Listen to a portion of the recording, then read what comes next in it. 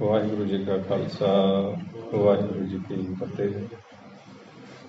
ਗੁਰੂ ਰੂਪ ਗੁਰੂ ਪਿਆਰੇ ਸਾਧ ਸੰਗਤ ਜੀ, ਸ੍ਰੀ ਗੁਰੂ ਗ੍ਰੰਥ ਸਾਹਿਬ ਜੀ ਦੀ ਗੁਰਬਾਣੀ, ਉਹਨਾਂ ਦੀ ਅਗਵਾਈ ਦੇ ਹੇਠ ਆਪਾਂ ਚੱਲ ਰਹੇ ਹਾਂ ਅਤੇ ਜੀਵਨ ਦੀ ਜਾਂਚ ਨੂੰ ਸਿੱਖ ਕੇ ਆਪਣੇ ਇਸ ਯਾਤਰਾ ਨੂੰ, ਇਸ ਆਉਣ ਦੇ ਮਕਸਦ ਨੂੰ ਪੂਰਾ ਕਰਨ ਦਾ ਯਤਨ ਕਰ ਰਹੇ ਹਾਂ।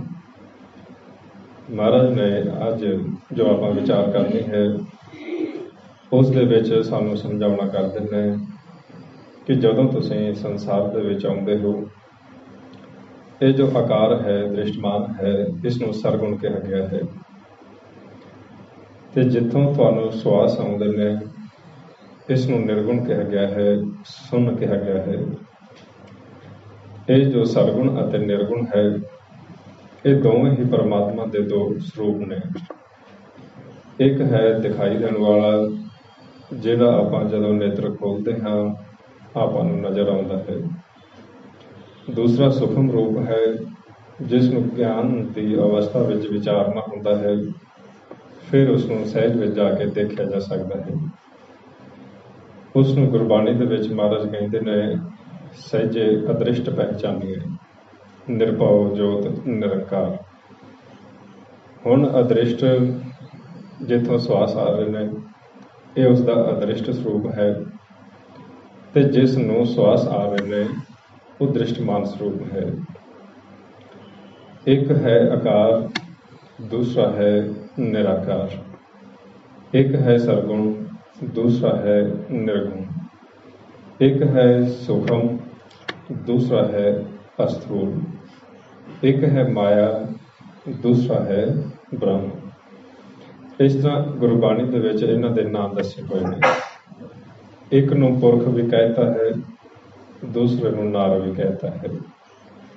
ਪੁਰਖ ਮੈਂ ਨਾਰ, ਨਾਰ ਮੈਂ ਪੁਰਖਾ, ਬੁੱਝੋ ਬ੍ਰਹਮ ਗਿਆਨੀ।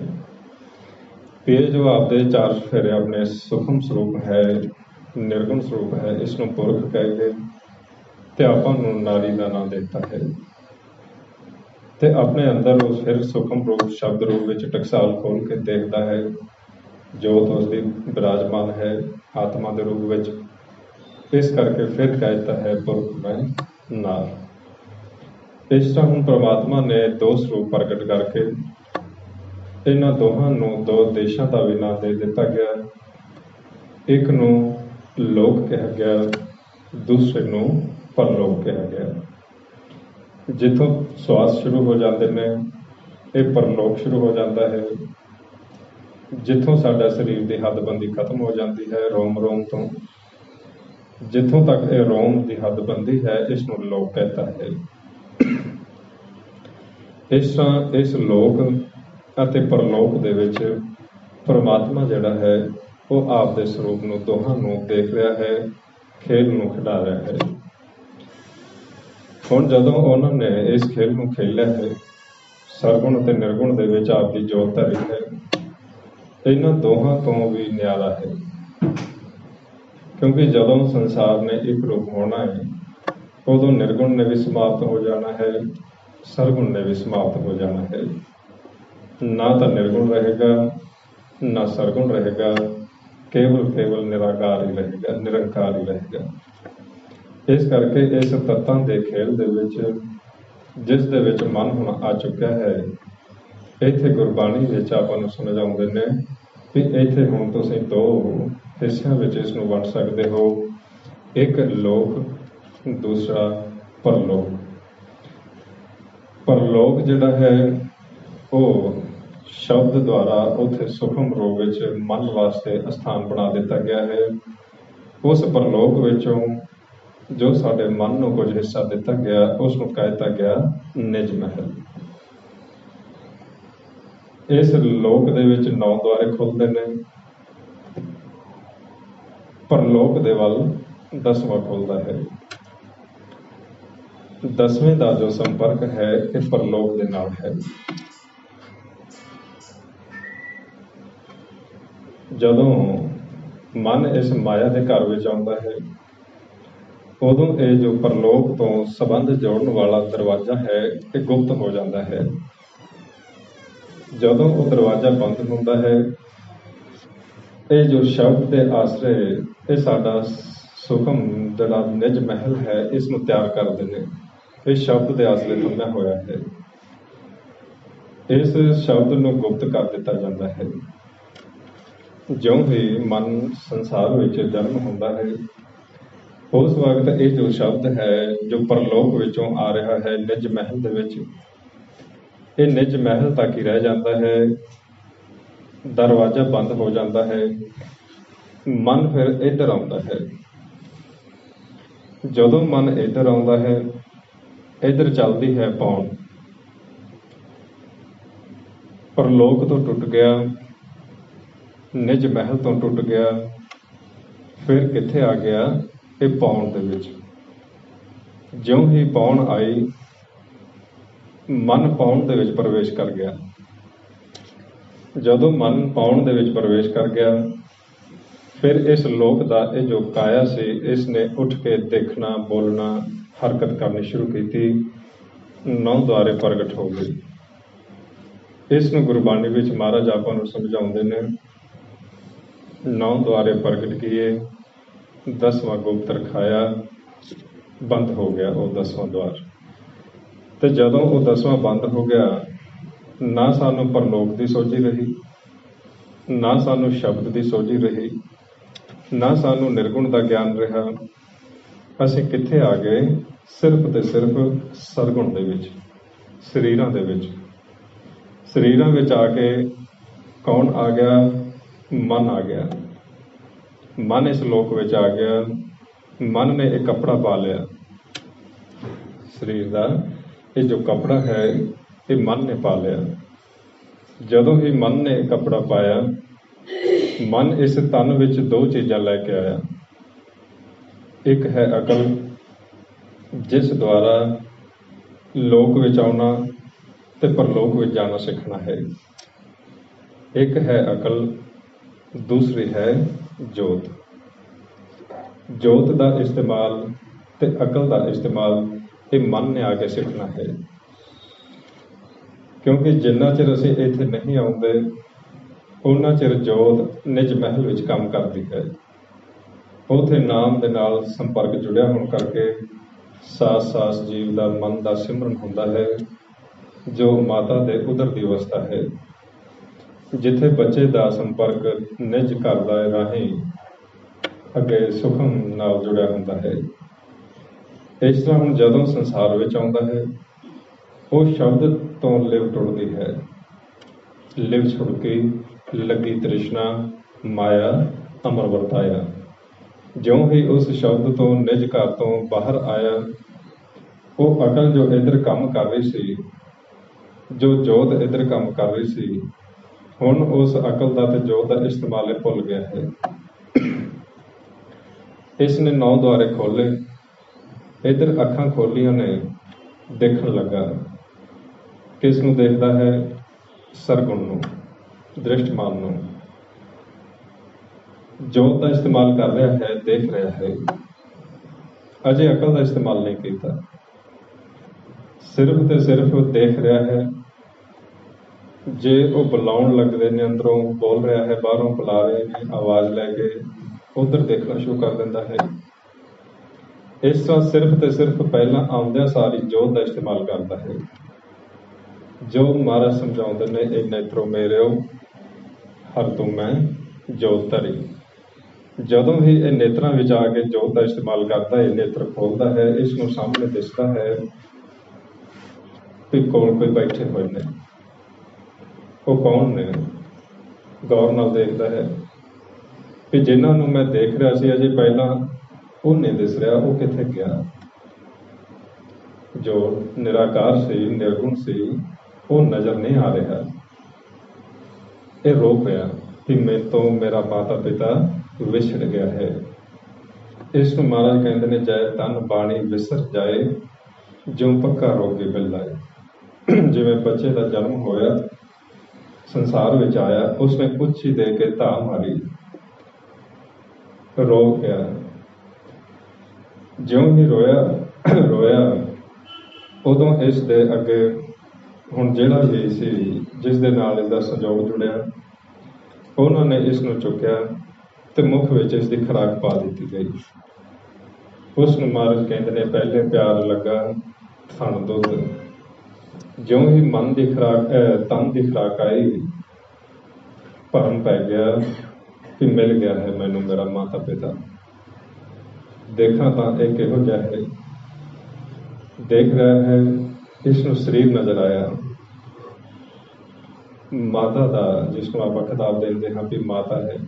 ਪਹਿਲੀ ਇਸੇ ਕਰਕੇ ਸੰਸਾਰ ਵਿੱਚ ਪ੍ਰਵੇਸ਼ ਹੋਣ ਦੇ ਜੋ ਗੁਰੂ ਹੈ ਪਹਿਲਾ, ਉਹ ਜੀਵ ਦੀ ਮਾਤਾ ਹੁੰਦੀ ਹੈ, ਕਿਉਂਕਿ ਉਸਨੇ ਉਸਨੂੰ ਅਕਲ ਸਿਖਾਉਣੀ ਹੈ, ਜੋਤ ਸਿਖਾਉਣੀ ਹੈ ਇਸਤੇਮਾਲ ਕਰਦੇ।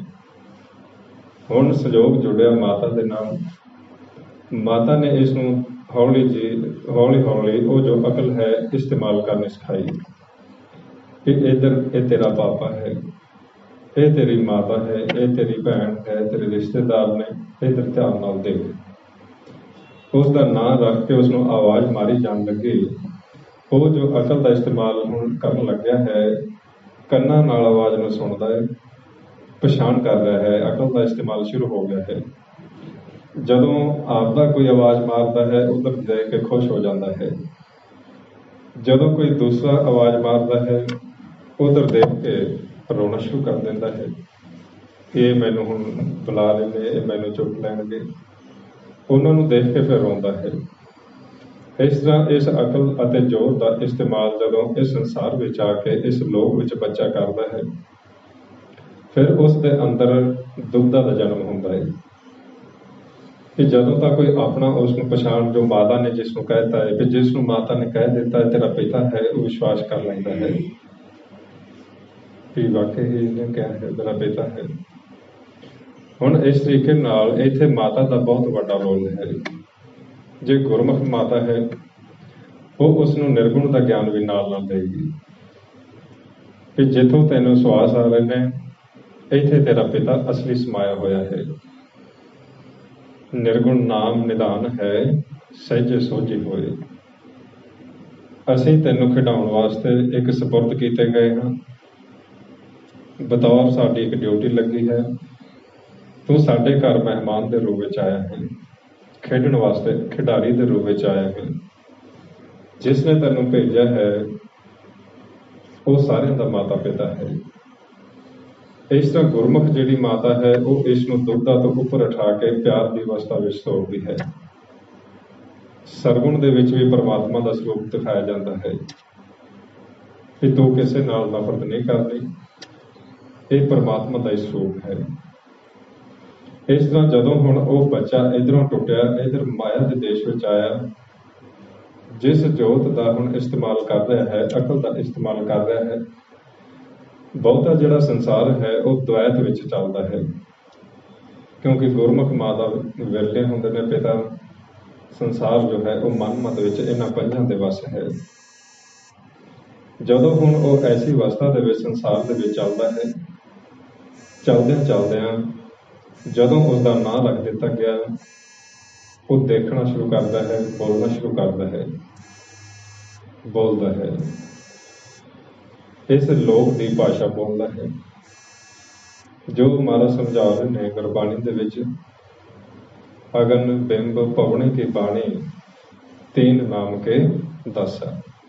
ਹੁਣ ਉਹ ਪੌਣ ਬਾਣੀ ਬਸੰਤਰ ਦੀ ਭਾਸ਼ਾ ਉਹ ਬੋਲਣੀ ਸ਼ੁਰੂ ਕਰਦਾ ਹੈ, ਜਿਸ ਦੇ ਵਿੱਚ ਇਹ ਹੁਣ ਕਾਮ, ਕ੍ਰੋਧ, ਲੋਭ, ਮੋਹ, ਹੰਕਾਰ ਉਸ ਦੀ ਇਸ ਭਾਸ਼ਾ ਦੇ ਵਿੱਚ ਸ਼ਾਮਲ ਹੋ ਜਾਂਦੇ ਨੇ ਤੇ ਬਚਨਾਂ ਨੂੰ ਬਦਲ ਦਿੰਦੇ ਨੇ।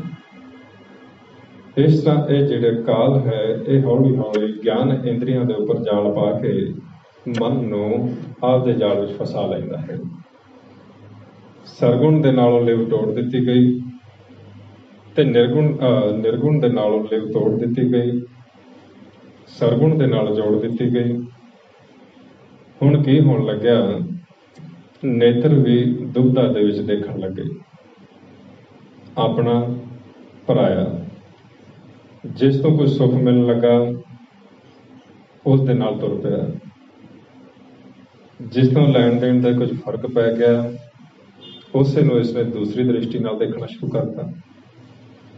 इस तरह मन भी ते मन के ये जिहड़े ज्ञान इंद्रिय ने ये भी दुविधा दे विच चले गए, तो चित्ते हो गए। इन्हां ने फर्क करना शुरू करता। ते ये होया इस करके क्योंकि संजोग अगे जिस नाल जुड़िया है वो परिवार भी गुरमुख नहीं है, वो परिवार भी माया के देश में सुता होया है। उन्हां दी अवस्था है महाराज गुरबाणी विच दस रहे कि इस शब्द तो विछड़िया ते अगन दे विच आया, तड़फ रहा है, सड़ रहा है, अशांत हो रहा है कि मैं कित्थे आ गया हाँ। ते परिवार ने खुशी मनाउणी शुरू कर दी। जो भी गुरमत तो उल्ट काम चलते हैं शुरू हो गए। उसनूं महाराज कहते ने मात पिता सुत मीत भाई खरे प्यारे जियो, डूब मोह बिन पानी, डूब मोह बिन पानी गत नहीं जानी, भरन भोला संसारा। इस तरह जीवन ने इस तरह गुणों के विच आके आप की मत द्वारा जो भी इत्थे कर्म शुरू करते, बच्चे की अवस्था नूं किसी ने नहीं विचारिया भी यह कैसी अवस्था में जा रहा है। काल ने हुण इसनूं खिडाउणा शुरू किया। काल नूं हुक्म सी कि तेरे देश विच आया है। हुण इस दियां ज्ञान इंद्रियां बाहर मुखी ने, अकल जिहड़ी है पंजां दे वस चली गई। दो ही चीज़ां सन, अकल ते जोत। जोत का इस्तेमाल बाहर कर रहा है, अकल उन्होंने आप कंट्रोल कर ली पंजां ने। ते अवस्था ऐसी हो गई, मन वस दूता दुरमत होए। मन भी ते मन की मत भी उन्होंने कवर कर ली। हुण मन के उपर आप सवार हो गए ने, आप हैवी हो गए ने। उन्होंने हौली हौली की इस दे नाल चाल चली। इत्थे ये एक जिस तरह चौपड़ की बाजी तुसीं खेलते हो, जां ये जिहड़े पहलवान कुश्ती करते ने, मौका देखते आप दा दा मार जाते हैं। इन्होंने पहलों दा मार लिया है क्योंकि मन कला है, जन्म समय लिव टुटी हुई है, कला आया है। इन्हां सब तो आउंदे आप दा दा मारिया, मोह ने सब तो पहला सुट लिया। पहले प्यार लगा थण दुध, ज्यों ही तन नाल जुड़िया मोह पै गया, क्योंकि खेल ही मोह दा है। मोह मूल कर करते जगत पाया। इन्हां ने मोह विच आके सुट लिया इसनूं। ज्यों ऐसी गल विच फाही पाई, ऐसी मोह की फांसी चिमड़ी, हुण मोह विच अन्ना हो गया, डुबन लगा। ते ए बच्चे ने परमात्मा तो मोह तोड़िया, संसार नाल जोड़िया, ते इन्हां दे देश विच आके इन्हां पंजां नाल हौली हौली इन्हां दे सपुर्द हो गया। जिस नाल की होण लग्या, इस मन का जो इधर आ चुका है, इस दे कोल एक खजाना है, यह है श्वास पाउण। ये श्वास इसदे हुण इन्हां ने लुटने ने। होर इन्हां ने इस मन का कुछ नहीं करना, ना ही ये कर सकते हैं, क्योंकि परमात्मा तो आया है, खेडण वास्ते आया है। खेडण का जो समा है उहदे विच इन्होंने इसनूं जितण नहीं देना। उस वास्ते इस दे नाल खेलदे ने। वो जिन्ना क समा श्वासां दा है, उस वास्ते एक ही करदे ने भी इसनूं लुटना है। ते लुटिया तां ही जा सकता है, कई तरीके ने लुटण दे, जां तां चोरी की जाए, जां ठग लिया जाए, जां इसे तरीके नाल कोई होर अवस्था विच दोस्त बन जाया जाए, दोस्त बन के फिर उस तो मतलब आपका कढ़ा लिया जाए। इस तरह ये हुण रूप बदल लगे। मन नूं इस चीज़ का भेद नहीं है। मन नाल इन्हां ने चाल चली।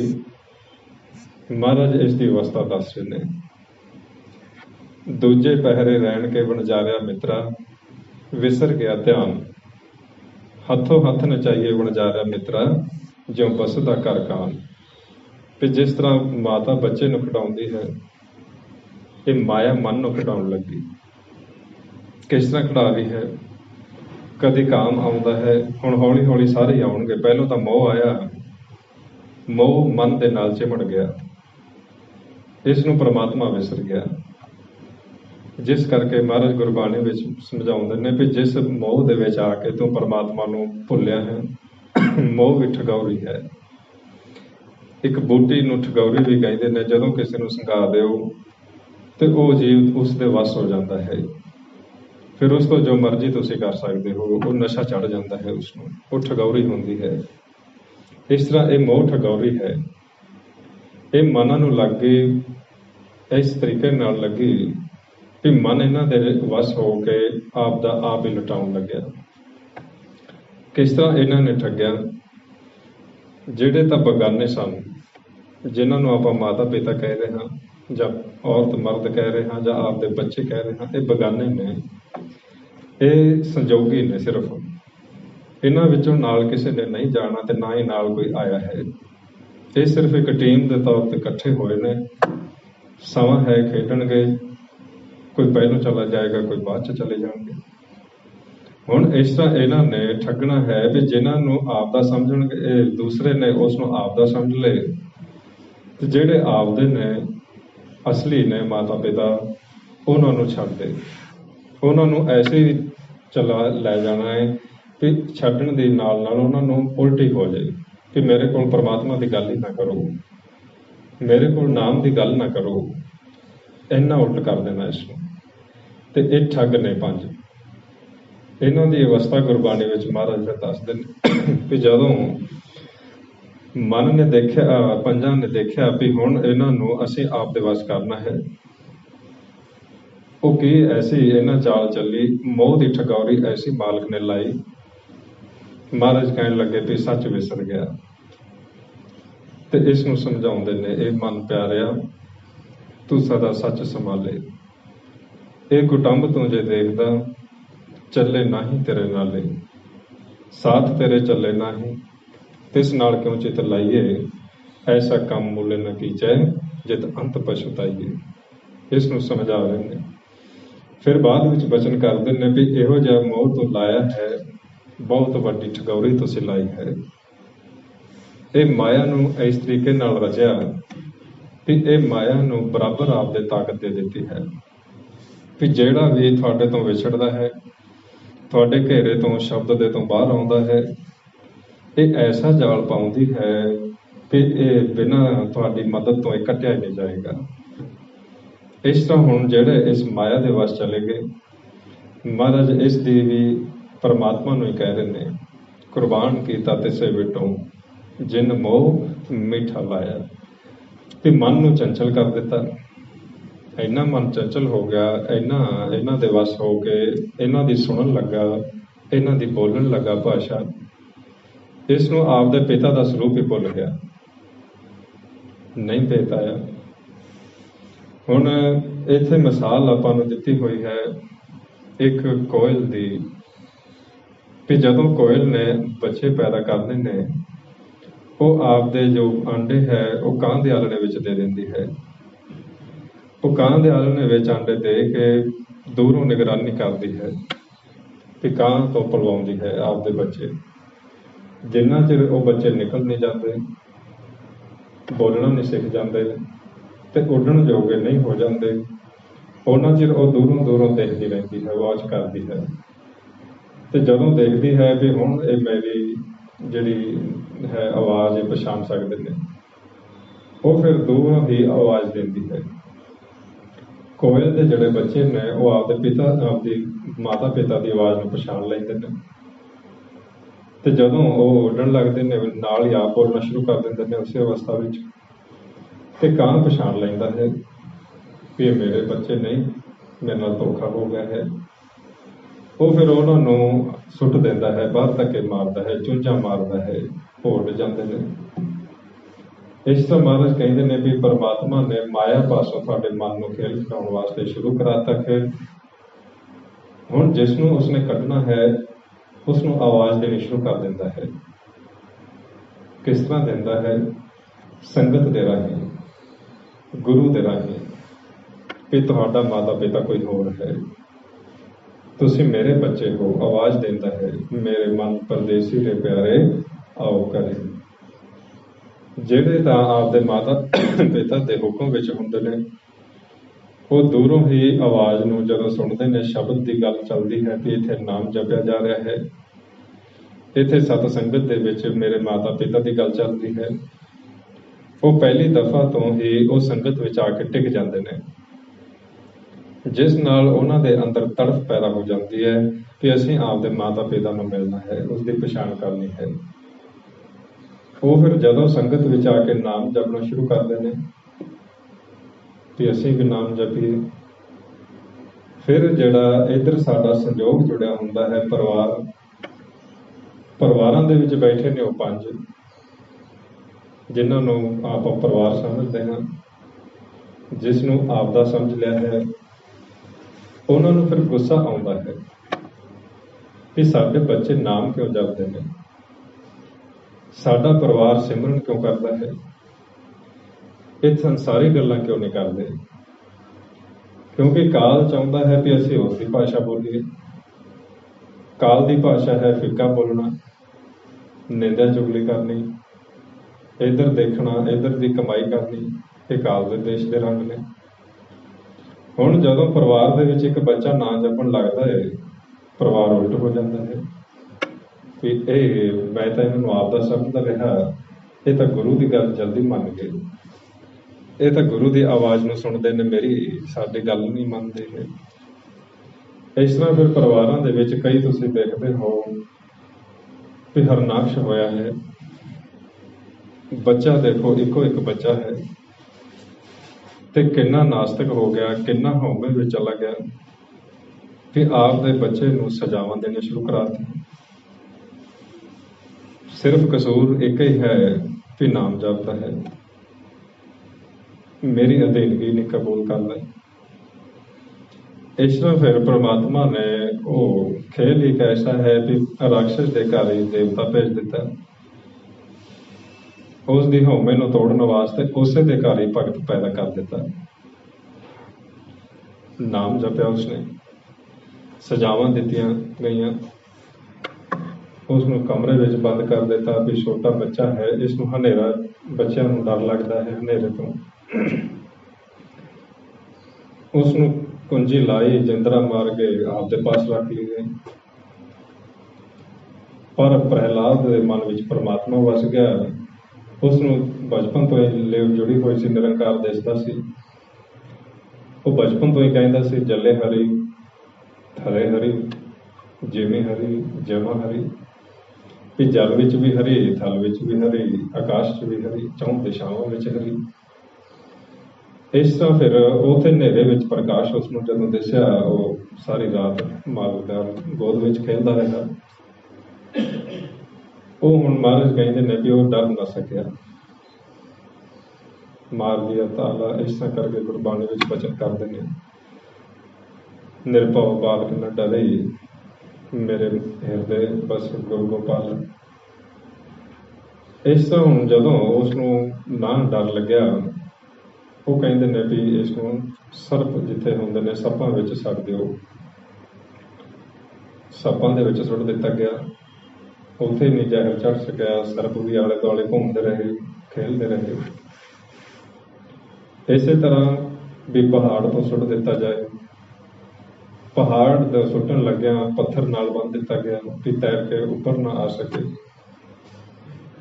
ਅਖੀਰ ਤੱਕ ਇਮਤਿਹਾਨ ਲਿਆ ਵੀ ਹੁਣ ਵੀ ਇਹ ਛੱਡਦਾ ਹੈ, ਹੁਣ ਵੀ ਛੱਡਦਾ ਹੈ। ਪਰ ਜਿਸ ਦੇ ਅੰਦਰ ਮਾਲਕ ਪ੍ਰਗਟ ਹੋਵੇ, ਉਹ ਨਹੀਂ ਮੰਨਦਾ ਕਿਸੇ ਦੀ। ਉਹ ਸਾਰੀ ਦੁਨੀਆ ਚਾਹੇ ਇੱਕ ਪਾਸੇ ਹੋ ਜਾਏ, ਉਹ ਇਕੱਲਾ ਹੋ ਜਾਏ, ਕਿਉਂਕਿ ਉਸਨੂੰ ਦਿਸ ਰਿਹਾ ਹੈ ਕਿ ਮੇਰੇ ਸਾਹਮਣੇ ਇਸ ਤਰ੍ਹਾਂ ਮਾਲ ਖੜਾ ਹੈ। ਉਹ ਦੂਸਰੇ ਕਹਿ ਰਹੇ ਨੇ ਵੀ ਸਾਨੂੰ ਦਿਸਦਾ ਨਹੀਂ, ਇਸ ਤਰ੍ਹਾਂ ਦਾ ਕੀ ਗੱਲ ਹੈ। ਉਹ ਮਹਾਰਾਜ ਕਹਿੰਦੇ ਨੇ ਵੀ ਇਹ ਵੀ ਫਰਕ ਹੁੰਦਾ ਹੈ, ਦੇਖਣ ਵਿੱਚ ਨਜ਼ਰੀਆ ਹੀ ਹੈ। ਕਿਸੇ ਦਾ ਨਜ਼ਰੀਆ ਮਾਇਆ ਤੇ ਟਿਕਿਆ ਹੋਇਆ ਹੈ, ਉਹਨੂੰ ਸੰਸਾਰ ਚੰਗਾ ਲੱਗ ਰਿਹਾ ਹੈ। ਕਿਸੇ ਦਾ ਧਿਆਨ ਬ੍ਰਹਮ ਤੇ ਟਿਕਿਆ ਹੋਇਆ ਹੈ, ਉਹ ਬ੍ਰਹਮ ਨੂੰ ਦੇਖ ਰਿਹਾ ਹੈ। ਤੇ ਪ੍ਰਹਿਲਾਦ ਨੂੰ ਅਖੀਰ ਤੇ ਆ ਕੇ ਕਹਿਣ ਲੱਗਾ ਵੀ ਮੈਨੂੰ ਦਿਖਾ ਤੇਰਾ ਰਾਮ ਕਿੱਥੇ ਹੈ। ਆਹ ਤਪਤ ਥੰਮ ਜਿਹੜਾ ਹੈ, ਇਸ ਨੂੰ ਜੱਫੀ ਪਾਓ, ਦੇਖਦੇ ਹਾਂ ਕਦੋਂ ਆਉਂਦਾ ਹੈ। ਉਹ ਫਿਰ ਥੰਮ ਨੂੰ ਫਾੜ ਕੇ ਜਦੋਂ ਨਿਕਲੇ ਹੈ ਬਣ ਕੇ ਨਰਸਿੰਘ ਦਾ ਰੂਪ, ਤੇ ਭੈ ਵਿੱਚ ਆ ਗਿਆ, ਫਿਰ ਡਰ ਗਿਆ। ਤੇ ਫਿਰ ਮਹਾਰਾਜ ਨੇ ਉਸਦਾ ਉਧਾਰ ਕੀਤਾ, ਮੁਕਤ ਕੀਤਾ ਉਸਨੂੰ, ਕਿਉਂਕਿ ਭਗਤ ਦਾ ਪਿਤਾ ਸੀ। ਤੇ ਉਸ ਦੇ ਬੰਧਨ ਕੱਟ ਕੇ ਉਸਨੂੰ ਮੋਕਸ਼ ਦਿੱਤਾ। ਇਸ ਤਰ੍ਹਾਂ ਮਹਾਰਾਜ ਕਹਿੰਦੇ ਨੇ ਵੀ ਜੁਗ ਜੁਗ ਭਗਤ ਪਾਉਂਦਾ ਹੈ ਤੇ ਹੰਕਾਰੀਆਂ ਨੂੰ, ਦੁਸ਼ਟਾਂ ਨੂੰ ਉਹ ਆਪ ਹੀ ਮੁਕਤ ਕਰਦਾ ਹੈ। ਇਸ ਅਵਸਥਾ ਵਿੱਚ ਹੁਣ ਜਿਸ ਦਾ ਮਨ ਪੰਜਾਂ ਦੇ ਨਾਲ ਜੁੜਿਆ ਹੁੰਦਾ ਹੈ ਉਹ ਹੰਕਾਰੀ ਹੋ ਜਾਂਦਾ ਹੈ, ਰਾਖਸ਼ ਕਹਿ ਜਾਂਦੇ ਨੇ ਉਸਨੂੰ। ਹੈ ਆਪਣੇ ਵਰਗੇ ਹੁੰਦਾ ਹੈ, ਉਹ ਬੰਦਾ ਹੀ ਹੁੰਦਾ ਹੈ, ਕੋਈ ਖਾਸ ਸਪੈਸ਼ਲ ਨਹੀਂ ਹੁੰਦੇ ਉਸਦਾ ਸਰੀਰ, ਕੋਈ ਉਹਦਾ ਫਰਕ। ਜਦੋਂ ਬਿਰਤੀ ਹੀ ਰਾਖਸ਼ਾਂ ਵਾਲੀ ਹੋ ਜਾਏ, ਮਦ ਪੀਣਾ, ਝਗੜਾ ਕਰਨਾ, ਕਲੇਸ਼ ਕਰਨਾ, ਪਰਾਇਆ ਧਨ ਉਸ ਤੇ ਕਬਜ਼ਾ ਕਰਨਾ, ਉਹ ਰਾਖਸ਼ ਵਾਲੀ ਬਿਰਤੀ ਹੈ। ਨਿੰਦਿਆ ਕਰਨੀ, ਉਸਤਤ ਸੁਣ ਕੇ ਖੁਸ਼ ਹੋਣਾ, ਚਾਪਲੂਸੀ ਸੁਣ ਕੇ ਖੁਸ਼ ਹੋਣਾ, ਕਿਸੇ ਦੀ ਵਡਿਆਈ ਸੁਣ ਕੇ ਦੁਖੀ ਹੋਣਾ, ਇਹ ਰਾਖਸ਼ਾਂ ਦੇ ਗੁਣ ਨੇ। ਉਹ ਫਿਰ ਐਸੇ ਗੁਣਾਂ ਵਾਲੇ ਜੀਵ ਨੂੰ, ਬੰਦੇ ਨੂੰ ਗੁਰਬਾਣੀ ਵਿੱਚ ਰਾਖਸ਼ ਕਹਿੰਦੇ ਨੇ। ਤੇ ਕਲਯੁਗ ਵਿੱਚ ਰਾਖਸ਼ ਜ਼ਿਆਦਾ ਨੇ, ਦੇਵਤੇ ਥੋੜੇ ਨੇ। ਕਲੀ ਅੰਦਰ ਨਾਨਕਾ ਜਿੰਨਾ ਕਾ ਅਵਤਾਰ, ਪੁੱਤ ਜਨੂਰਾ ਧੀ ਜਨੂਰੀ, ਜੋਰੂ ਜਿੰਨਾ ਕਾ ਸਿਰਦਾਰ। ਸਾਰਿਆਂ ਦੀ ਚੌਧਰਾਣੀ ਔਰਤ ਨੂੰ ਕਹਿਤਾ ਹੈ ਵੀ ਜਿਹੋ ਜਿਹੀ ਔਰਤ ਨੇ ਕਹਾ, ਕਿਉਂਕਿ ਬੱਚਿਆਂ ਦੇ ਅਸਰੀ ਔਰਤ ਦਾ ਜ਼ਿਆਦਾ ਹੁੰਦਾ ਹੈ, ਪਿਤਾ ਕਰਮ ਤੇ ਚਲਾ ਜਾਂਦਾ ਹੈ। ਜਿਹੋ ਜਿਹੀ ਘਰ ਦੀ ਔਰਤ ਦੇ ਗੁਣ ਹੋਣਗੇ, ਤਕਰੀਬਨ ਜ਼ਿਆਦਾਤਰ ਬੱਚੇ ਉਸ ਮੁਤਾਬਕ ਚੱਲਦੇ ਨੇ। ਬਾਕੀ ਖੇਲ ਚਲੋ ਕਈ ਕਿਸਮ ਦੇ ਪੂਰਬਲੇ ਸੰਸਕਾਰ ਹੁੰਦੇ ਨੇ। ਹੁਣ ਇਸ ਤਰੀਕੇ ਨਾਲ ਫਿਰ ਸਮੇਂ ਸਮੇਂ ਸਿਰ ਮਹਾਰਾਜ ਕਹਿੰਦੇ ਨੇ ਜਿਹੜੇ ਜੀਵ ਹਉਮੈ ਵਿੱਚ ਚਲੇ ਜਾਂਦੇ ਨੇ, ਤਮੋ ਗੁਣੀ ਬਿਰਤੀ ਦੇ ਧਾਰਨੀ ਹੋ ਜਾਂਦੇ ਨੇ, ਰਾਖਸ਼ ਬਣ ਜਾਂਦੇ ਨੇ, ਉਹਨਾਂ ਦੇ ਘਰਾਂ ਵਿੱਚ ਹੀ ਫਿਰ ਦੇਵਤੇ ਪ੍ਰਗਟ ਹੋ ਜਾਂਦੇ ਨੇ। ਧਰਮ ਦੇ ਤੇ ਕਾਲ ਦੇ ਇਸ ਖੇਲ ਨੂੰ ਪ੍ਰਮਾਤਮਾ ਦੇਖਦਾ ਹੈ ਤੇ ਉਸ ਦੀ ਵਡਿਆਈ ਹੈ। ਉਸ ਨੂੰ ਕੀ ਪਾਉਂਦਾ ਹੈ? ਉਸ ਨੂੰ ਪਾਉਂਦਾ ਹੈ ਭਗਤ ਦੀ ਜੈ ਜੈਕਾਰ। ਤੇ ਜਿਹੜਾ ਅਸਲ ਹੈ ਵੀ ਉਹ ਪ੍ਰਗਟ ਹੋਵੇ, ਜਿਹੜਾ ਜਾਲੀ ਹੈ, ਝੂਠ ਹੈ, ਜਿਹੜਾ ਧੋਖੇਬਾਜ਼ ਹੈ, ਉਹ ਗੁਪਤ ਹੋ ਜੇ। ਇਸ ਤਰ੍ਹਾਂ ਫਿਰ ਪਰਮਾਤਮਾ ਗੁਰਮੁਖ ਨੂੰ ਪ੍ਰਗਟ ਕਰਦਾ ਹੈ। ਪ੍ਰਹਿਲਾਦ ਜਨ ਨੂੰ ਪ੍ਰਗਟ ਕਰ ਦਿੱਤਾ ਗਿਆ, ਹਰਨਾਕਸ਼ ਨੂੰ ਮਾਰ ਦਿੱਤਾ ਗਿਆ।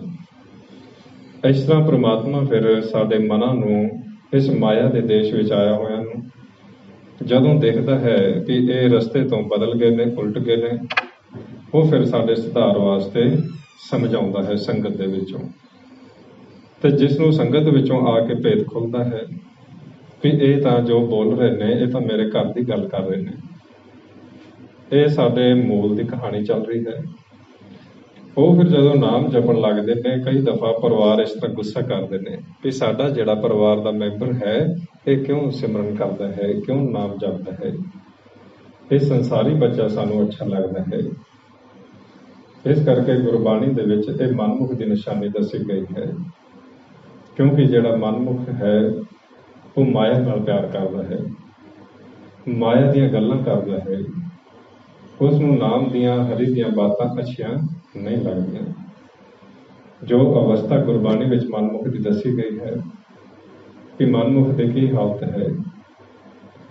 ਅੰਮ੍ਰਿਤ ਕੌਰਾ ਵਿਖਿਆ ਮੀਠੀ, ਸਾਖਤ ਕੀ ਬਿਦ ਨੈਨੋ ਡੀਠੀ, ਕੂੜ ਕਪਟ ਅਹੰਕਾਰ ਰੁਝਾਨਾ, ਨਾਮ ਸੁਨਤ ਜਨ ਬਿਛੂ ਨਿਸ਼ਾਨਾ। ਵੀ ਇੰਨਾ ਮਨ ਵਿੱਚ ਕ੍ਰੋਧ ਆਉਂਦਾ ਹੈ ਵੀ ਜਦੋਂ ਸਾਡੇ ਲਾਗੇ ਕੋਈ ਨਾਮ ਜਪਦਾ ਹੈ, ਕੋਈ ਸਿਮਰਨ ਭਗਤ ਦੀ ਗੱਲ ਕਰਦਾ ਹੈ। ਇਸ ਤਰ੍ਹਾਂ ਕਈ ਦਫਾ ਆਪਾਂ ਸੰਸਾਰ ਵਿੱਚ ਵਿਚਰਦਿਆਂ ਇਹਨਾਂ ਦੇ ਨਾਲ ਜੁੜੇ ਹੋਏ ਜਿਹੜੇ ਲੋਕ ਨੇ, ਮਨ ਨੇ, ਉਹਨਾਂ ਦੀ ਹਾਲਤ ਦੇਖਦੇ ਹਾਂ, ਉਹ ਇਸ ਤਰ੍ਹਾਂ ਦੇ ਬਣ ਜਾਂਦੇ ਨੇ।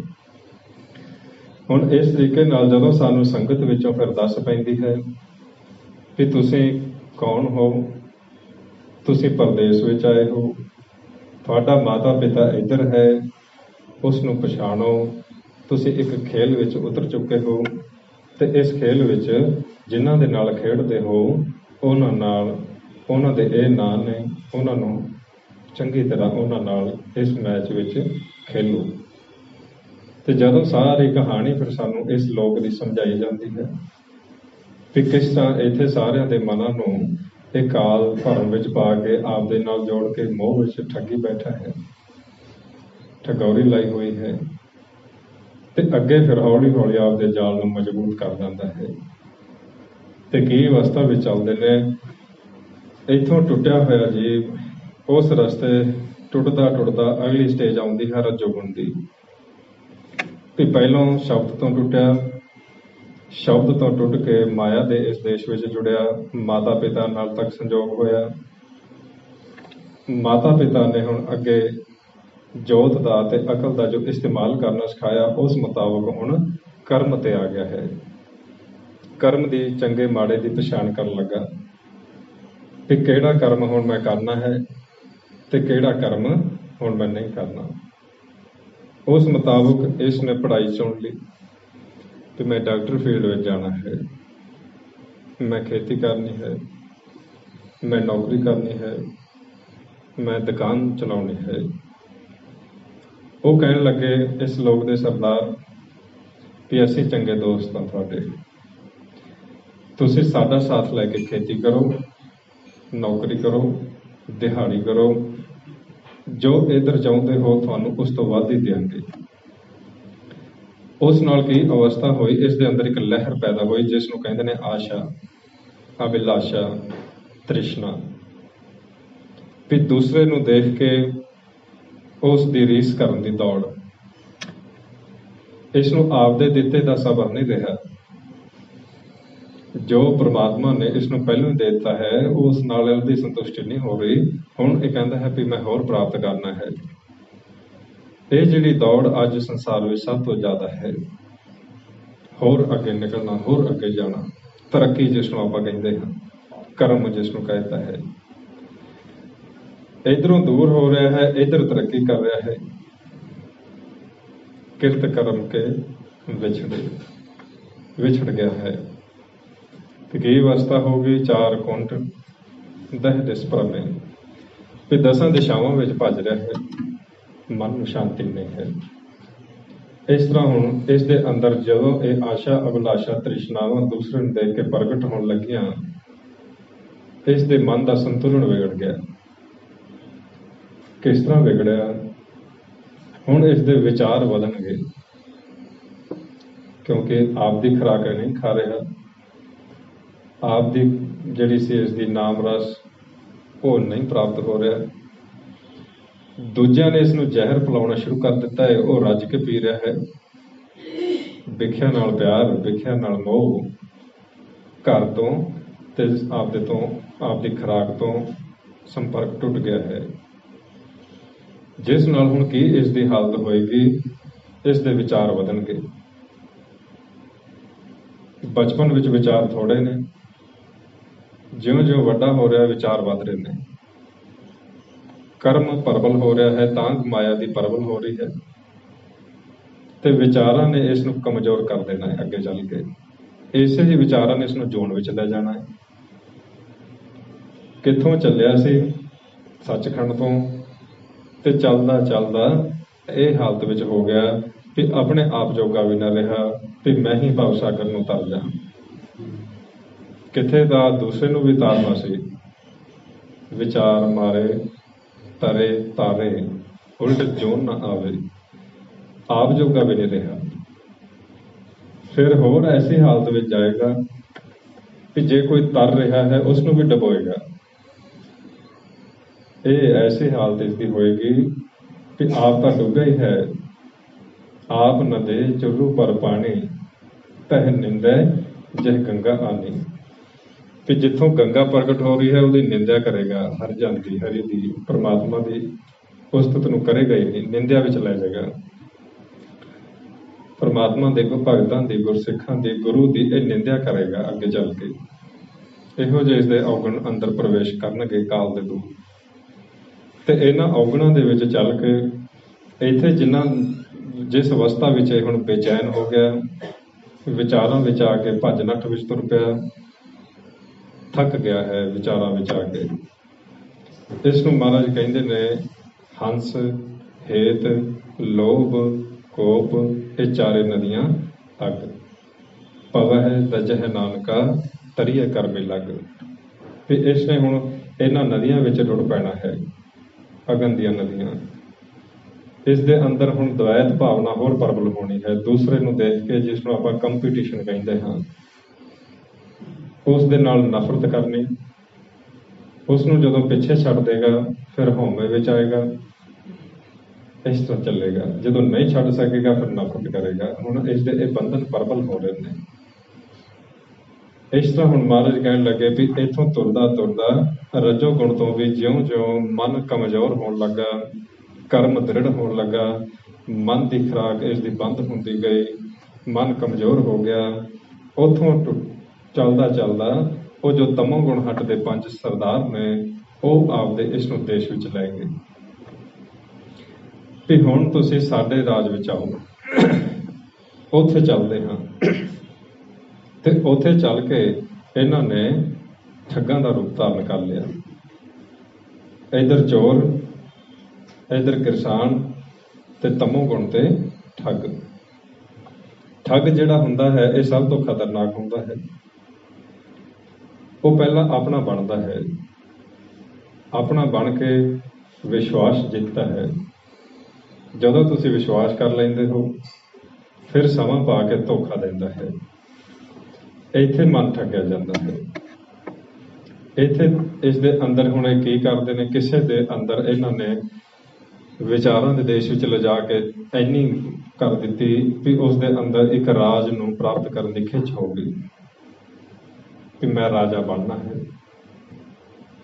ਉਹ ਆਪਾਂ ਦੇਖਦੇ ਹਾਂ ਸੰਸਾਰ ਵਿੱਚ, ਉਹ ਕਹਿੰਦੇ ਨੇ ਵੀ ਚਲੋ ਰਾਜਾ ਬਣਾ ਦਿਆਂਗੇ। ਉਹਨਾਂ ਨੇ ਰਾਜਾ ਬਣਾ ਦਿੱਤਾ। ਰਾਜ ਸ਼ਕਲ ਇਸ ਦੀ ਹੈ ਤਾਂ ਰਾਜ ਆਪ ਚਲਾਉਣਗੇ। ਪੁੱਛਣਗੇ ਇਸ ਨੂੰ, ਸਲਾਹਕਾਰ ਕੋਈ ਹੋਰ ਬੈਠੇ ਨੇ, ਰਾਜ ਉਹਨਾਂ ਦਾ ਚੱਲਦਾ ਹੈ, ਬੈਠਾ ਸਿੰਘਾਸਣ ਤੇ ਇਹ ਪਿਆ ਹੈ, ਪਰ ਇਹ ਸੌਂ ਗਿਆ, ਰਾਜ ਭਾਗ ਕੋਈ ਹੋਰ ਚਲਾਉਣ ਲੱਗੇ। ਪੁੱਛਣਗੇ ਤਾਂ ਰਾਜੇ ਨੂੰ ਪੁੱਛਿਆ ਜਾਏਗਾ ਕਿ ਤੂੰ ਰਾਜ ਭਾਗ ਰਾਜਾ ਹੈ, ਜਵਾਬ ਦੇ। ਇਹ ਰਾਜਾ ਹੁਣ ਇਸ ਨੂੰ ਬਣਾਇਆ ਹੋਇਆ ਹੈ, ਸਲਾਹਕਾਰ ਕੋਈ ਹੋਰ ਹੈ। ਇਸ ਤਰ੍ਹਾਂ ਇਸ ਨੂੰ ਭਰਮ ਵਿੱਚ ਲਿਜਾ ਕੇ ਉਹ ਦੇਸ਼ ਵਿੱਚ ਸਵਾਰਤਾ। ਰਾਜ ਭਾਗ ਇਹੋ ਜਿਹਾ ਬਣ ਗਿਆ, ਪ੍ਰਜਾ ਵਿੱਚ ਹਾਹਾਕਾਰ ਮਚ ਗਈ। ਪਰਮਾਤਮਾ ਤੱਕ ਗੱਲ ਚਲੇਗੀ ਵੀ ਇਹੋ ਜਿਹਾ ਕੌਣ ਰਾਜਾ ਹੈ ਵੀ ਪ੍ਰਜਾ ਵਿੱਚ ਹਾਹਾਕਾਰ ਮਚ ਗਈ ਹੈ। ਦੱਸੋ, ਜਾਓ ਉਸ ਨੂੰ ਪੁੱਛੋ ਜਾ ਕੇ। ਗੁਰਮੁਖ ਨੂੰ ਭੇਜਿਆ। ਗੁਰਮੁਖ ਨੇ ਜਾ ਕੇ ਉਹ ਉੱਥੇ ਇਲਾਕੇ ਵਿੱਚ ਵਿਚਰਦਿਆਂ ਹੋਇਆ ਦੇਖਿਆ ਵੀ ਤਮੋ ਗੁਣ ਦੇ ਇਲਾਕੇ ਦੇ ਵਿੱਚ ਕੌਣ ਰਾਜ ਇੱਥੇ ਚੱਲਦਾ ਹੈ, ਕਿਸ ਦਾ ਰਾਜ ਚੱਲਦਾ ਹੈ।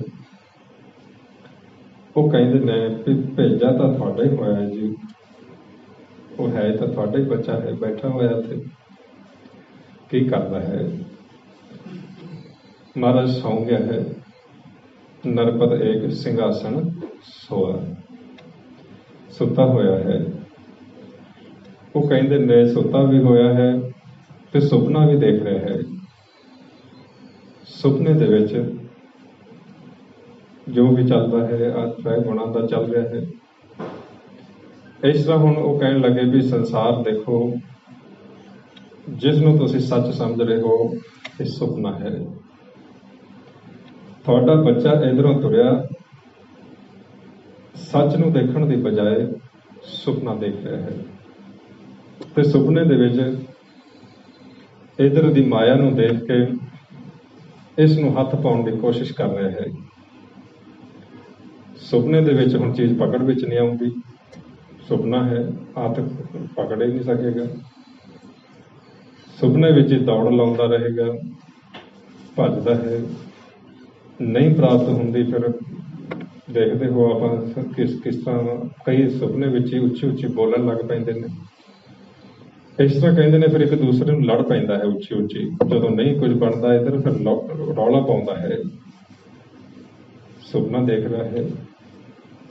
ਇਸ ਤਰ੍ਹਾਂ ਹੁਣ ਮਹਾਰਾਜ ਨੂੰ ਜਾ ਕੇ ਜਦੋਂ ਰਿਪੋਰਟ ਦਿੱਤੀ ਗਈ, ਧਰਮ ਨੇ, ਰਾਜ ਨੇ ਦਿੱਤੀ ਕਿ ਤੁਹਾਡਾ ਬੱਚਾ ਤਾਂ ਜੀ ਗਾਫਲ ਹੋ ਗਿਆ ਹੈ। ਤੁਸੀਂ ਕਿਹਾ ਸੀ ਅਬ ਮਨ ਜਾਗਤ ਰਹੋਗੇ ਭਾਈ, ਗਾਫਲ ਹੋਏ ਕੇ ਜਨਮ ਗਵਾਇਓ ਚੋਰ ਮੁੱਸੇ ਕਰ ਜਾਈ। ਉਹ ਤਾਂ ਜੀ ਗਾਫਲ ਹੋ ਗਿਆ ਹੈ ਤੇ ਰਾਜਾ ਵੀ ਐਸਾ ਵੀ ਅੱਕ ਹੀ ਹੋ ਗਿਆ ਹੈ।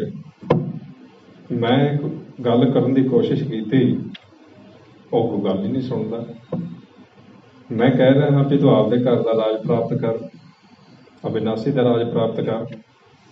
ਇਹ ਕਹਿੰਦਾ ਹੈ ਵੀ ਇਹ ਜੱਗ ਮਿੱਠਾ, ਉੱਥੇ ਕਿਹੜੇ ਦੇਖਿਆ ਹੈ ਕਿਸੇ ਨੇ। ਇੰਨਾ ਉਲਟ ਹੋ ਗਿਆ ਹੈ ਤੁਹਾਡੇ ਤੋਂ। ਤੁਹਾਡੀ ਗੱਲ, ਤੁਹਾਨੂੰ ਦੇਖਣ ਤਾਂ ਗੱਲ ਦੂਰ, ਤੁਹਾਡੀ ਗੱਲ ਸੁਣਨ ਤੱਕ ਨਹੀਂ ਚਾਹੁੰਦਾ। ਇਸ ਤਰ੍ਹਾਂ ਜਦੋਂ ਦੇਖਿਆ ਤੇ ਮਹਾਰਾਜ ਨੂੰ ਜਾ ਕੇ ਗੁਰਮੁਖ ਦੱਸਣ ਲੱਗੇ, ਬਿਨ ਨਾਵੇਂ जग कमला फिरे गुरमुख नदरी आया। भी असीं इस तरह देखिया है भी सारे ही इस तरह दौड़े फिरदे ने जिस तरह कमला है, कमले का कोई हुंदा ही नहीं भी जाना किधर है, की करना है, उसनूं नहीं पता। सुरत दी विच कंट्रोल ही नहीं है सुरत दे उपर। इस तरह इन्हां दा आपदे मन के उपर कंट्रोल नहीं है। ना पता विचार किहड़ा लेना है, ना पता की नहीं लेना। जिधर विचार आउंदा है मन तुरिया फिरदा है। इस तरह वो मन की हालत अगे चल के जदों बयान की थी, महाराज ने फिर अगे इसनूं मुक्त कराउण दा करदे ने कि जे इस तरह का चले गया है, इसनूं इथों आज़ाद कराओ। जे ये इस तरह रहा, ये बड़ा दुखी होएगा, क्योंकि वो 5 ठग ने उन्हां छड़ जाना इसनूं, ते वो जदों छड्डणगे पासे हट जाणगे, इसनूं कल्ले नूं पकड़ लिया जाएगा, तो मैनू भी फिर उस मुताबिक जो संविधान है फैसला देना पएगा। फैसला सख्त होगा, क्योंकि उन्हों का संविधान है वो जानते हैं। इत्थे हुण फैसले की लखे हुए ने, जे निंदक रहेगा तो मुख काला करनगे, जे माड़ा मुख बोलेगा किसी नूं तो मुख विच थुक्कां पाउणगे, सिर विच मारनगे, जे हौमे विच रहेगा तो फिर कुट्टणगे।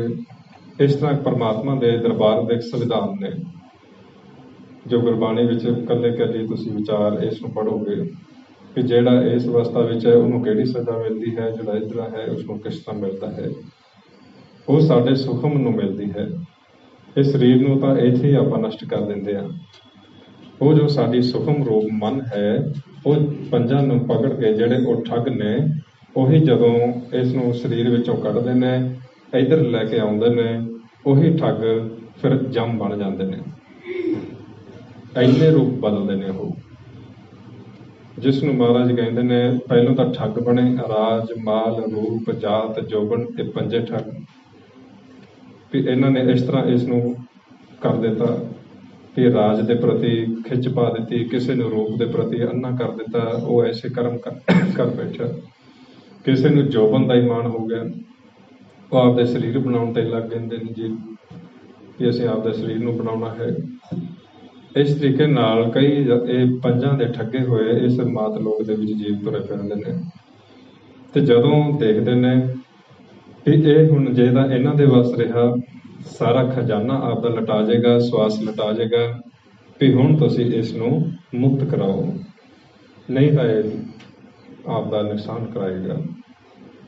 इस तरह फिर परमात्मा इसनूं उत्थों मुक्त कराउंदे ने। वो आपां अगली दफा करांगे। मुक्त कराने वास्ते लड़ाई होनी है, छेती तो चलेगा ही नहीं, क्योंकि आप ही नहीं जाना चाहता। मन जानता है सब बात, जानते ही अवगुण करे, ये नहीं जाना चाहता काम। ये भला मानस बनता है, पर जानता सारा कुछ होने के बावजूद नहीं जाएगा। तुसीं नाम जपोगे भी इसनूं घर लैके चलीए, ये निकल जाएगा। तुसीं बाणी पढ़ोगे भी इसनूं सुनाइए, ये मुक्त हो जाए, फिर सुनेगा ही नहीं, ये आपके अंदर कर लग जाएगा गिनतियां, हिसाब किताब शुरू कर लेगा अपना माया का। इस तरह ये करता है कि जिहड़ी इसनूं मुक्त करने वाली चीज़ है, जो जहर इसका उतारन वाली नाम है, ये वो नाम नूं ही नहीं सुनता, नाम का रस ही नहीं पीता, तो इन्हां दी ही भाषा बोलता है, सुनता है, इन्हां दे इलाके विच ही देखता है। जिस करके फिर इसनूं आज़ाद कराउण वास्ते कलयुग विच जिहड़ा तुसीं पढ़दे हो कि निक लंक दा रूप धारण करके आउंदे ने, वो ये अवस्था है, क्योंकि बाहरों नहीं फिर आउंदे, अंदरों आउंदे ने, अंदरों सुन विचों आउंदे ने, इधर दरगाह विचों शब्द द्वारा प्रगट करते हैं अंदर सारा खेल। उसनूं महाराज कहते हैं नस वंजो किल विखो करता घर आया, दोते दहन पाया गोबिंद प्रगटाया। वो फिर अंदर की अवस्था है जिन्हों के अंदरों बनती है। सो वो जोधा आप फिर नैक्सट कर लेंगे। आओ थोड़ा जिहा हम अभ्यास तौर पर आप उसनूं लैके चलते हैं 5 मिनट वास्ते, अपने अंदरले इस मन को इन्हां तो मुक्त कराने वास्ते आप रल के ये करना है सिमरन। आओ सारी संगत सिमरन के नाल जुड़ो तो इन्हां तो आपके मन को आज़ाद कराइए। वाहिगुरू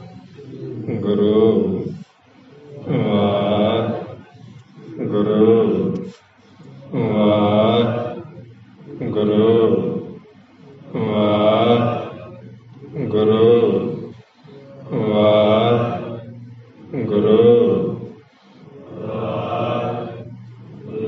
ਵਾਹਿਗੁਰੂ ਜੀ ਕਾ ਖਾਲਸਾ ਵਾਹਿਗੁਰੂ ਜੀ ਕੀ ਫਤਿਹ। ਇਸ ਨੂੰ ਗੁਰਮੁਖ ਆਜ਼ਾਦ ਕਰਾਉਂਦੇ ਨੇ ਤਰੀਕਾ ਦੱਸ ਕੇ, ਤੇ ਧਰਮ ਰਾਜ ਜਿਹੜਾ ਹੈ ਫਿਰ ਮੁਕਤ ਕਰਾਉਂਦਾ ਹੈ। ਇਸ ਨੂੰ ਮੁਕਤ ਕਰਾਉਣ ਤੋਂ ਬਾਅਦ ਗੁਰੂ ਕੋਲ ਪੇਸ਼ ਕੀਤਾ ਜਾਂਦਾ ਹੈ। ਇਸ ਕਿਲੇ ਵਿੱਚੋਂ ਆਜ਼ਾਦ ਕਰਾ ਕੇ ਜਦੋਂ ਗੁਰੂ ਕੋਲ ਪੇਸ਼ ਕਰਦੇ ਨੇ, ਗੁਰੂ ਫਿਰ ਇਹਨਾਂ ਨੂੰ ਹੁਕਮ ਕਰਦਾ ਹੈ ਕਿ ਇੱਕ ਤਾਂ ਤੁਸੀਂ ਜਿਹੜੀ ਮੱਤ ਇਹਨਾਂ ਦੇ ਇਲਾਕੇ ਵਿੱਚ ਆ ਕੇ ਵਰਤਦੇ ਰਹੇ ਹੋ, ਉਹ ਮੱਤ ਹੁਣ ਛੱਡ ਦਿਓ, ਕਿਉਂਕਿ ਉਹਨਾਂ ਤੁਹਾਨੂੰ ਵਿਚਾਰ ਹੀ ਸਿਖਾਏ ਨੇ, ਚੰਗੀ ਗੱਲ ਨਹੀਂ ਸਿਖਾਈ। ਹੁਣ ਤੁਸੀਂ ਜੋ ਮੈਂ ਤੁਹਾਨੂੰ ਮੱਤ ਸਿਖਾਵਾਂਗਾ ਉਹ ਲੈਣੀ ਹੈ। ਉਸ ਨੂੰ ਮਹਾਰਾਜ ਕਹਿੰਦੇ ਨੇ, ਗੁਰ ਕੀ ਮੱਤ ਤੂੰ ਲੈ ਆਣੇ, ਭਗਤ ਬਿਨਾ ਬਹੁਤ ਡੂਬੇ ਸਿਆਣੇ।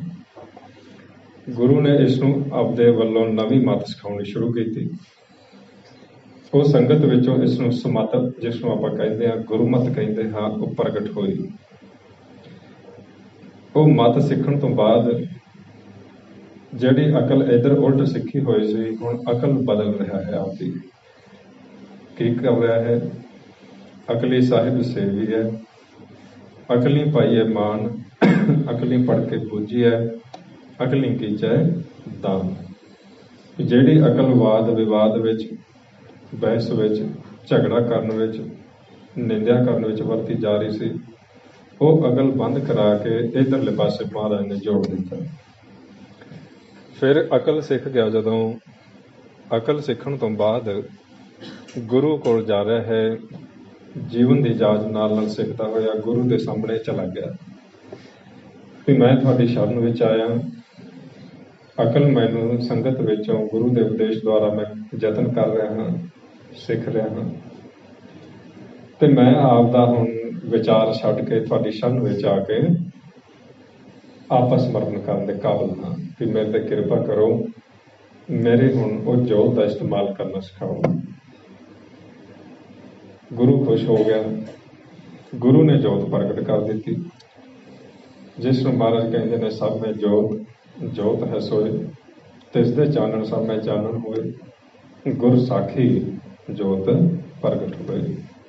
ਜਦੋਂ ਗੁਰੂ ਨੇ ਪ੍ਰਗਟ ਕੀਤੀ ਜੋਤ, ਫਿਰ ਇਸ ਨੂੰ ਸਰਗੁਣ ਵਿੱਚ ਵੀ ਦੱਸਿਆ ਵੀ ਹੁਣ ਸਰਗੁਣ ਵਿੱਚ ਦੇਖ, ਉਸੇ ਦੀ ਜੋਤ ਹੈ। ਜਿਸ ਨੂੰ ਤੂੰ ਨਫ਼ਰਤ ਕਰਦਾ ਸੀ, ਦੇਖ ਉਸ ਵਿੱਚ ਵੀ ਉਸੇ ਹੀ ਪਰਮਾਤਮਾ ਦਾ ਅੰਸ਼ ਹੈ। ਤੇ ਨਿਰਗੁਣ ਵਿੱਚ ਦਿਖਾਇਆ ਗਿਆ, ਨਿਰਗੁਣ ਵਿੱਚ ਵੀ ਉਹ ਨਜ਼ਰ ਆਉਣ ਲੱਗਾ। ਫਿਰ ਇਸ ਨੂੰ ਅੰਦਰ ਲੈ ਗਿਆ ਗੁਰੂ ਕਿ ਹੁਣ ਇਹ ਨੇਤਰ ਬੰਦ ਕਰ, ਜਿਹੜੇ ਇੱਧਰ ਖੁੱਲ੍ਹਦੇ ਨੇ, ਅੰਦਰ ਸ਼ਬਦ ਤੇ ਧਿਆਨ ਲਾ। ਸ਼ਬਦ ਤੇ ਧਿਆਨ ਲਾਇਆ, ਸ਼ਬਦ ਪ੍ਰਗਟ ਹੋ ਗਿਆ। ਤੇ ਜਿਸ ਅਸਥਾਨ ਤੇ ਸ਼ਬਦ ਪ੍ਰਗਟ ਹੋ ਰਿਹਾ ਸੀ, ਗੁਰੂ ਨੇ ਕਿਹਾ ਵੀ ਇਹ ਹੈ ਤੇਰਾ ਨਿਜ ਮਹਿਲ, ਇੱਥੇ ਬੈਠ ਹੁਣ ਸ਼ਬਦ ਦੀ ਸ਼ਰਨ ਵਿੱਚ। ਉੱਥੇ ਬੈਠ ਗਿਆ। ਇਸ ਨੂੰ ਮਹਾਰਾਜ ਗੁਰਬਾਣੀ ਵਿੱਚ ਫਿਰ ਲਿਖਦੇ ਨੇ, ਨਿਰਗੁਣ ਹਰੀਆ ਸਰਗੁਣ ਧਰੀਆ, ਅਨਕ ਕੁਠਰੀਆ, ਭਿੰਨ ਭਿੰਨ ਭਿੰਨ ਕਰੀਆ। ਉੱਥੇ ਫਿਰ ਜਦੋਂ ਜੁੜਿਆ, ਸ਼ਬਦ ਦੀ ਧੁਨ ਤੇਜ਼ ਹੋਈ, ਜਿਹੜਾ ਨਾਮ ਸੀ ਉਹ ਮਨ ਵਿੱਚ ਵਸਣਾ ਸ਼ੁਰੂ ਹੋ ਗਿਆ। ਜਿਉਂ-ਜਿਉਂ ਉਹ ਸ਼ਬਦ ਮਨ ਵਿੱਚ ਵਸਦਾ ਹੈ, ਇਸ ਦਾ ਆਵਾਗਾਉਣ ਉਹ ਖਤਮ ਹੁੰਦਾ ਜਾਂਦਾ ਹੈ ਤੇ ਜਨਮ ਮਰਨ ਤੋਂ ਰਹਿਤ ਹੋ ਗਿਆ। ਉਸ ਨੂੰ ਮਹਾਰਾਜ ਕਹਿੰਦੇ ਨੇ, ਨਿਜ ਘਰ ਮਹਿਲ ਪਾਵੋ ਸੁਖ ਸਹਿਜੇ, ਬਹੁਰ ਨਾ ਹੋਏ ਫੇਰਾ। ਹੁਣ ਇੱਥੇ ਆ ਕੇ ਇਹ ਮੁਕਤ ਹੋਇਆ ਹੈ। ਉਹੀ ਅਕਲ ਜੋ ਇੱਧਰ ਆ ਕੇ ਵਰਤ ਕੇ ਉਲਟ ਚੱਲ ਪਿਆ ਸੀ, ਹੁਣ ਗੁਰੂ ਨੇ ਇਸ ਨੂੰ ਨਵੇਂ ਸਿਰੋਂ ਕਰਕੇ ਕੁਝ ਨਾ ਕੁਝ ਪੱਲੇ ਇਸ ਦੇ ਪਾ ਦਿੱਤਾ ਵੀ ਜਦੋਂ ਦਰਗਾਹ ਜਾਏਗਾ ਤੇ ਇਸ ਨੂੰ ਔਖਾ ਨਹੀਂ ਹੋਏਗਾ, ਜਵਾਬ ਦੇ ਸਕਦਾ ਹੈ ਕਿ ਮੈਂ ਕੁਝ ਨਾ ਕੁਝ ਕੀਤਾ ਹੈ ਤੇ ਕਮਾਈ ਕਰਕੇ ਲਿਆਇਆ ਹਾਂ। ਇਸ ਕਰਕੇ ਜਿਹੜੇ ਤਾਂ ਗੁਰੂ ਵਾਲੇ ਬਣ ਜਾਂਦੇ ਨੇ, ਉਹ ਇਸ ਦਰ ਦੇ ਉਹਨਾਂ ਨੂੰ ਭੇਤ ਆ ਜਾਂਦਾ ਹੈ, ਘਰ ਵਿੱਚ ਚਲੇ ਜਾਂਦੇ ਨੇ। ਜਿਨ੍ਹਾਂ ਨੂੰ ਇੱਥੇ ਨਹੀਂ ਆਉਂਦੇ, ਉਹ ਇੱਧਰ ਹੀ ਸੰਸਾਰ ਵਿੱਚ ਆਵਾਗਾਉਣਾ ਚਾਹੁੰਦੇ ਨੇ। ਸੋ ਇਸ ਤਰ੍ਹਾਂ ਆਪਾਂ ਕੋਸ਼ਿਸ਼ ਕਰਕੇ ਗੁਰਬਾਣੀ ਦੇ ਦੱਸੇ ਉਪਦੇਸ਼ ਨੂੰ ਪੜ੍ਹ ਕੇ ਸੁਣ ਕੇ ਨਾਲ ਨਾਲ ਉਸ ਨੂੰ ਵਿਚਾਰਨਾ ਹੈ ਤਾਂ ਕਿ ਸਾਡਾ ਮਨ ਆਪਣੇ ਘਰ ਵਸਣਾ ਸ਼ੁਰੂ ਕਰ ਦੇ। ਸੋ ਇਹਨੇ ਵਿਚਾਰ ਕਰਦਿਆਂ ਹੋਇਆ ਕੋਈ ਵੱਧ ਘੱਟ ਵਿਚਾਰ ਬੋਲੀ ਗਏ ਹੋਏ ਸੰਗਤ ਤੇ ਗੁਰੂ ਬਖਸ਼ਣੇ ਹੋਵੇ ਬਖਸ਼ ਦੇਣਾ ਜੀ। ਵਾਹਿਗੁਰੂ ਜੀ ਕਾ ਖਾਲਸਾ ਵਾਹਿਗੁਰੂ ਜੀ ਕੀ ਫਤਿਹ। ਰਾਮ ਕਲੀ ਮਹਲਾ ਤੀਜਾ ਆਨੰਦ ਇੱਕ ਓੰਕਾਰ ਸਤਿਗੁਰੂ ਸਾਹਿਬ। ਆਨੰਦ ਪਿਆਰੇ ਸਤਿਗੁਰੂ ਮੈਂ ਪਾਇਆ ਸਤਿਗੁਰੂ ਪਾਇਆ